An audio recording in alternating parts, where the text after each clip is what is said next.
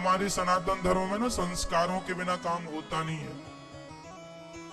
इसलिए बच्चा छोटा सा है तब से ही संस्कार देना स्टार्ट कर दो। छोटा छोटा थोड़ा, जैसे समझे छोटा है वैसे समझाओ, पहले ही संस्कार दो। सबसे पहले बच्चों को क्या सिखाना चाहिए बताओ? पहला पाठ क्या है? पहला पाठ है, हर माता पिता के लिए सुन लो, शिष्टाचार।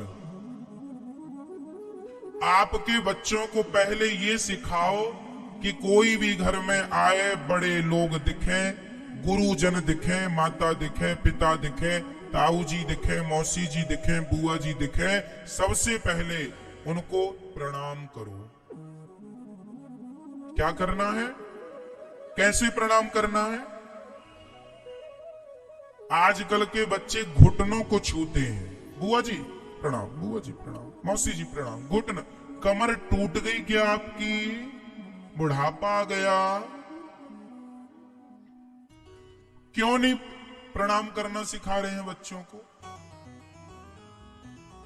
यही है, संस्कार आधे आधे होते होते पूरे नष्ट हो जाएंगे। प्रणाम करने से क्या मिलता है? आयुर्विद्या यशो बलम। प्रणाम करने से हमारी आयु, हमारी विद्या, हमारा यश, हमारा बल, चार चीजें बढ़ती हैं। आयुर्विद्या यशो बलम। अभिवादनशीलस्य, अपने से बड़ों का अभिवादन करो। जब आप गुरु जी को प्रणाम करते हैं, आशीर्वाद मिलता है, उस आशीर्वाद से आयु, विद्या, यश, बल। माता को प्रणाम करते हो तो माता क्या आशीर्वाद देती है? बेटा खूब लंबी आयु हो तुम्हारी, गंगा यमुना की तरह जियो, आशीर्वाद मिला। खूब फलो फूलो, आशीर्वाद मिला। तो कितने सारे आशीर्वाद फ्री में, यही तो दुआएं, इनमें कोई खर्चा थोड़ी है। लूट लो, लूट लो। ये दास रोज माओ की चरणों की सेवा करता है, इसलिए मुझे पता है चरणों की सेवा करूंगा, माएं आशीर्वाद देंगी। संसार की हर चीज पैसों से मिल सकती है, पर ये तो बिना पैसों के आशीर्वाद मिल रहा है, तो लेने में क्या नुकसान है भैया? आशीर्वाद मिल रहा फ्री में तो क्या नुकसान है? हर चीज तो पैसे से मिलती है, पर आशीर्वाद तो तुम्हारे झुकने से मिल जाता है। तो हमेशा माँ को माथा टेक करके चरणों में माथा रखो। साष्टांग प्रणाम करना चाहिए माता को और पिता को। साष्टांग प्रणाम कैसा होता है? माँ के चरणों में लेट जाओ, पिता के चरणों में लेट जाओ और गुरु के चरणों में लेट जाओ। अपने से बड़ों के चरणों में लेट कर प्रणाम करना, ये श्रेष्ठ भगवान का दर्शन। आप लोग बिहारी जी को कैसे प्रणाम करते हैं?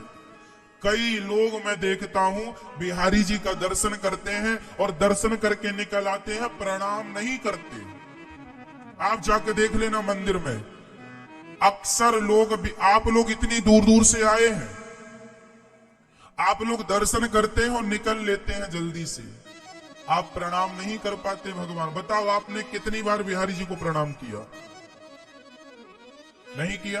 एक भी बार किया है? कैसे किया? लेट के किया है? दंडवत किया है? तो अच्छा है। कई लोग दर्शन करते हैं, प्रणाम नहीं करते, निकल आते हैं। ये भी अपराध है, आपको पता है? 36 प्रकार के सेवा अपराध लिखे हैं भागवत जी में। भगवान के मंदिर जाना और मंदिर जाकर भगवान को प्रणाम ना करना, ये बहुत बड़ा अपराध है। इसलिए मंदिर जाओ, पहले भगवान को टुकुर टुकुर देखो, बिहारी जी को दर्शन करो और दर्शन करने के बाद किनारे खड़े है करके और लेट जाओ। लेट जाओ, दंडवत। हे नाथ मैं आपकी हूं। माताएं ना लेटे, माताओं को दंडवत नहीं करना चाहिए। स्त्रियां लेट कर प्रणाम ना करें, पुरुष लेट कर प्रणाम करें। 8 अंग जमीन से टच हो उसे साष्टांग कहते हैं। दंडवत करते समय पुरुषों को ध्यान ये रखना चाहिए कि कमर के पीछे का हिस्सा आपका उठा होना चाहिए, जबकि घुटने आपके जमीन में टच होने चाहिए और आपके हाथ, आपका छाती, आपका सिर जमीन में हुई साष्टांग है। पर कमर के बाद का हिस्सा घुटनों तक के बीच का थोड़ा सा 1-2 इंच जमीन से ऊपर होना चाहिए। ये साष्टांग प्रणाम है। स्त्रियां लेटकर प्रणाम ना करें। स्त्रियां घुटनों के बल बैठकर दोनों हाथ आगे बढ़ाकर सीधा आकाश की तरफ हाथ करके और अपना माथा जमीन पर टिका दें, ये स्त्रियों का प्रणाम है। ठीक है, स्त्रियों को साष्टांग प्रणाम नहीं करना चाहिए। स्त्रियां लेटकर प्रणाम ना करें। स्त्रियां घुटनों के बल बैठे और वो अपना माथा जमीन पर रख दें और दोनों हाथ आगे की तरफ सीधा कर दें। हे राज, मुझे स्वीकार कीजिए। ये स्त्रियों का प्रणाम है। पुरुषों को दंडवत लेटकर यही प्रणाम भगवान को करना है और यही प्रणाम पुरुषों को अपने माता और पिता को, गुरुजनों को ऐसे ही प्रणाम करना चाहिए। और प्रणाम कैसे करना चाहिए? कभी सीधे प्रणाम नहीं करना। सीधे मीन्स बिहारी जी, गुरु जी खड़े हैं और गुरु जी के ठीक सामने आपने सामने से प्रणाम किया, ये अपराध है। ये बिहारी जी है माना कि, और बिहारी जी के ठीक सामने आपने ये लेटकर प्रणाम किया, ये भी अपराध है। फिर कैसे? सामने सीधा नहीं। माता सामने खड़ी है, सीधा प्रणाम नहीं। पिता सामने खड़ा है, गुरु सामने खड़े, सीधा प्रणाम नहीं। तो कहां? जरा सा यू, साइड से, यू साइड से, हल्का सा दाएं तरफ से। ठीक है, प्रणाम करना चाहिए। क्यों? क्योंकि भगवान के ठीक सामने सदा हनुमान जी बैठे होते हैं। यदि आपने राम जी को सीधा प्रणाम किया तो फिर आपके पांव किसकी तरफ हो जाएंगे? हनुमान जी की तरफ। तो वो अपराध हो जाएगा भक्त का। इसलिए थोड़ा सा दाएं बाएं होकर प्रणाम करना चाहिए ताकि भगवान को प्रणाम हो। पर भगवान के सामने ना देवी देवताओं का वास होता है, तो हमने भगवान को प्रणाम किया। और माता पिता के सामने किसका वास होता है? बताओ, माता पिता के सामने किसका वास है?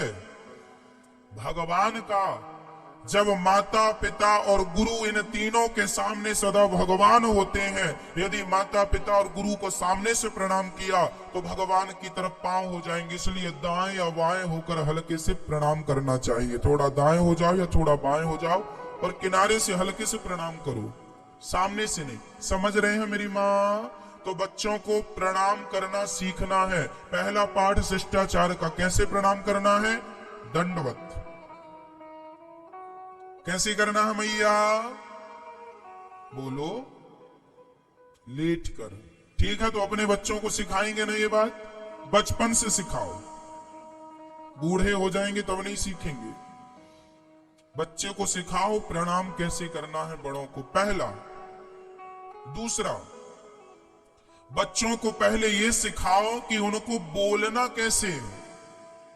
अपने से बड़ों से, अपनी माँ से, अपने पिता से, गुरु से, बुआ से, चाची से, चाचा, कैसे बोलना है। कभी गाली नहीं, कभी उल्टे सीधे शब्द नहीं, सदा आप कह करके बात करनी है। बड़ों का सम्मान करना है। कोई भी बड़ा घर में आए तो पहले हमें खड़े हो जाना चाहिए। हमारे घर में हम बैठे हैं, कभी पिताजी आए हैं काम से बाहर से, तो खड़े होकर, बेटे का धर्म है खड़े होकर पिता का स्वागत करें।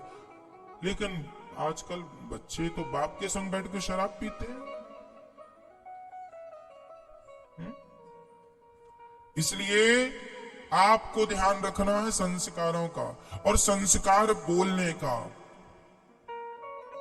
इसके बाद बच्चों को चरित्र का संस्कार दीजिए।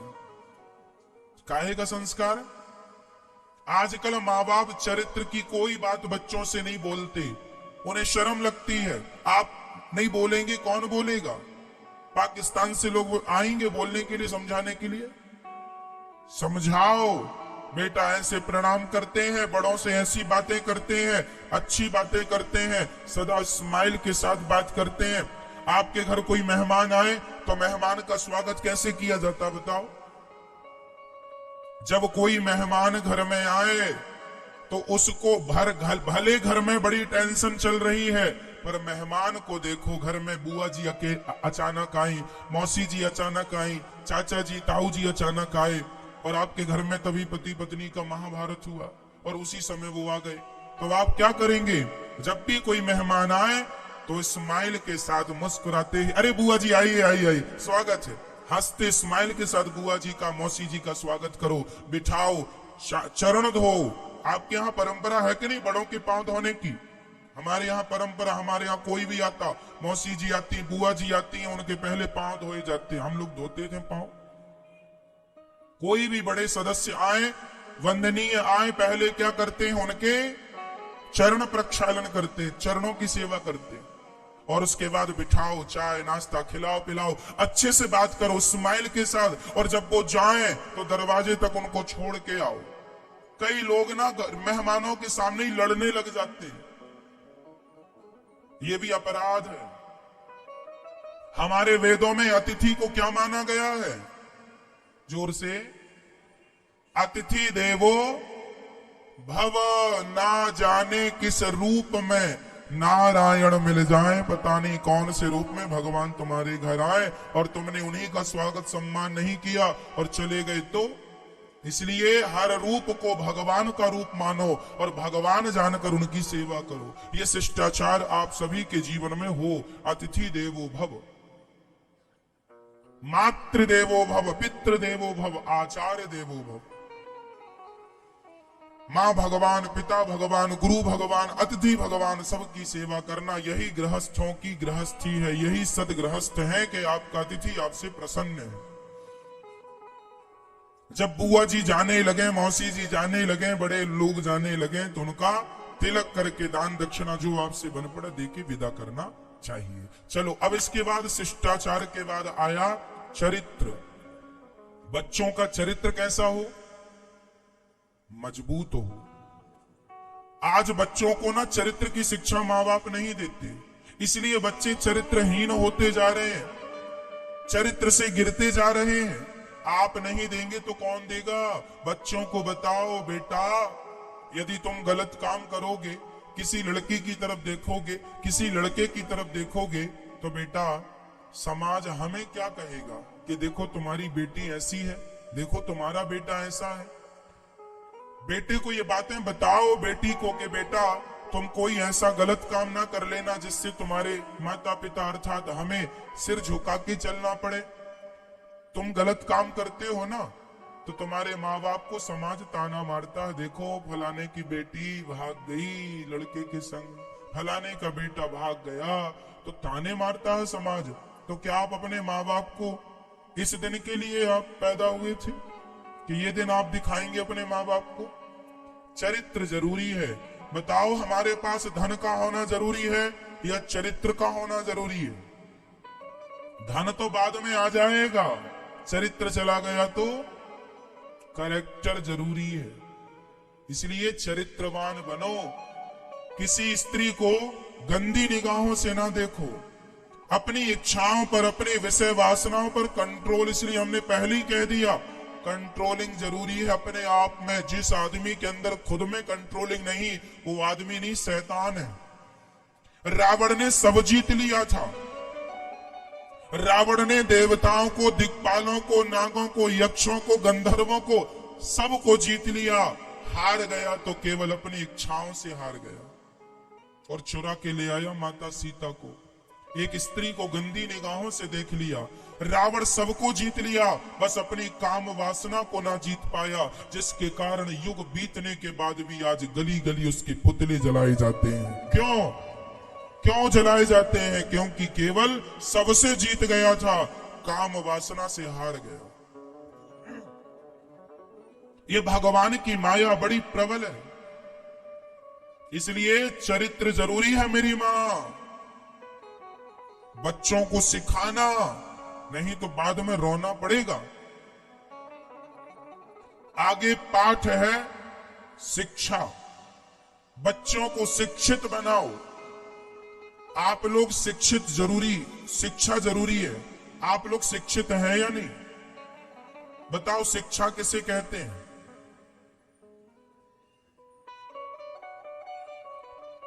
एक आदमी, एक पढ़ा लिखा बेटा पीएचडी किया, अपने ससुर से कहता है हमें गाड़ी चाहिए, दहेज चाहिए। आप क्या कहेंगे? क्या ये पढ़ा लिखा है? क्या ये शिक्षा है? जो आदमी दहेज मांग रहा है, भिखारियों की तरह गिड़गिड़ा रहा है, भीख मांग रहा है, वो शिक्षित कैसे हो सकता है?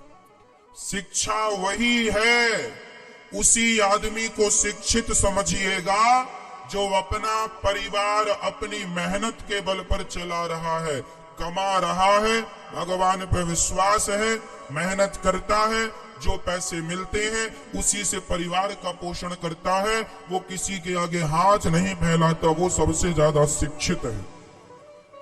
और वो लोग सबसे बड़े मूर्ख हैं जो शिक्षित होकर भी कहीं घूस लेते हैं, कहीं व्यर्थ का पैसा मांगते हैं, साइन करने का पैसा, ये काम का पैसा सरकार दे रही है, वो अलग अलग से और मांगते हैं, 2 नंबर का घूस।